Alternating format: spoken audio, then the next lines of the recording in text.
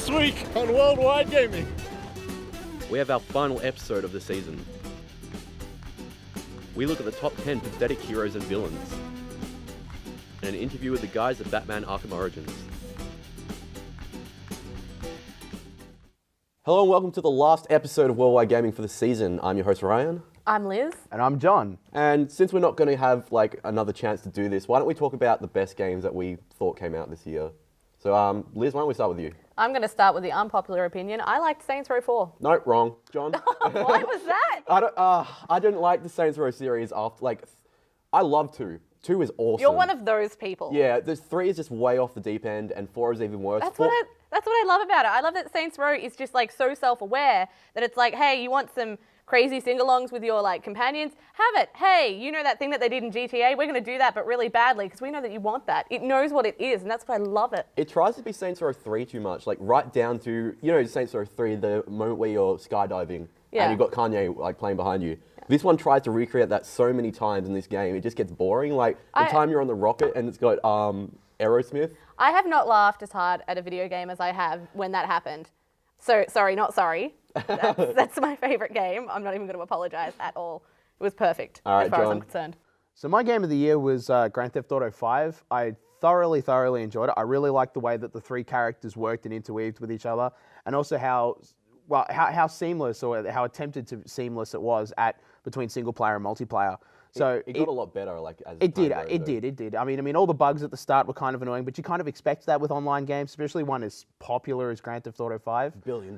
Yeah, but and all that aside, the loading screens kind of slowed it down a little bit, but I could see what they were going for, and I think with what they had, they achieved that really well. You could jump out of, say, Franklin or Michael or whoever and jump into your character, and he could be doing whatever, just walking out of a coffee shop or, just driving along the freeway or something like that. It's as if he's actually in the world, and it's not just sort of this game-breaking, immersion-breaking thing where they just jump to come somewhere completely different. I actually really love how when you come back from your online character and you go into one of the main canon characters like Michael, say that you jump back into the game offline from online mode, it actually goes back to Michael and he's asleep on the bed and it's like he's had a bad dream. I love that so much. And when you go to Trevor and he's just passed out on top of Mount Chiliad, and I actually did that. He was wearing a dress, had a bottle, and I just ran around with a bottle and See, for me, my classic Trevor moment was when he was on the side of a bridge and he was hanging on the side of the bridge, about to fall off, and he's asleep, and he wakes up and he goes, I could have sworn this was a hotel room. Yeah. and he gets up and you look around and there's bottles and Band-Aids and burger wrappers and everything. Everything, yeah. I thought it was great. And he just walks away in his underwear. I actually went straight into a mission like that, which I thought was the funniest thing ever. You guys excited about anything for the next gen consoles? I think Watch Dogs looks pretty exciting. I mean, considering, it was a launch title. Now it's not, unfortunately. Not anymore. But no, I still think that looks really interesting, and I think it looks like a really big, bold venture into what next gen can give us. So I think that's going to be something. I've got 2 there, so one for each of the consoles. So one for PlayStation 4, and that's Assassin's Creed 4. I think it's going to look awesome on next gen consoles, especially with how huge the map's going to be, it's whole high detail and everything like that. And then for the Xbox One, Titanfall. Hey, what about The Last of Us? I know that's not next gen, but I know that there's been a lot of hype and a lot of buzz about that. What do you guys think? Do you think it might be a contender? It was good. It was story driven, but at the same time, I don't think it lived up to its hype. Was there much hype around it?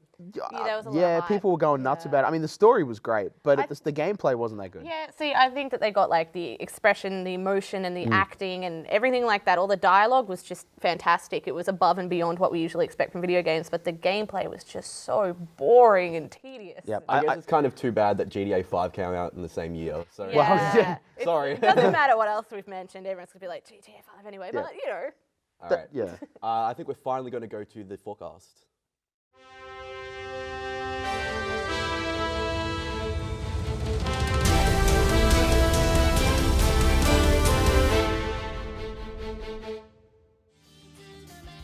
keep an eye on the sky as Soul Saga Episode 1 descends from the heavens in December for PC, Wii U, Vita and PS4.